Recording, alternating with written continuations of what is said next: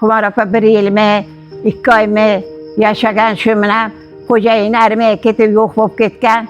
Yine qaynotamda qoldi. Yine qaynotam bir kun chaqirib aytdi, qizim dedi. Bundoq qilib o'tirma.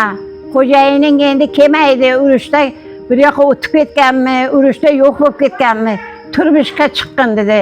Yo, Nishonxulosga chiqqin, yo, haligiga chiqqin dedi. O'g'limda. Shonga chiqqin dedi.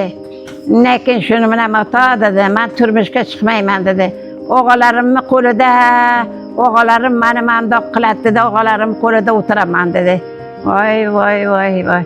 O'g'larini qo'lida o'tirib, tevalarga o'g'loqlarni boqib kelardi, yig'lardi kelib, acham oldiga, acha, men yoshligimda ali qilmagan ekanman, Ozod aka. Mana o'g'larim qo'lida mol boqar bo'lib qoldim-da, yo'qlab choylarni ichib uyga ketardi Xumar opa. Oxirida o'g'lari ham ali qilmay, oxirida xo'r bo'lib o'ldi deya bechora.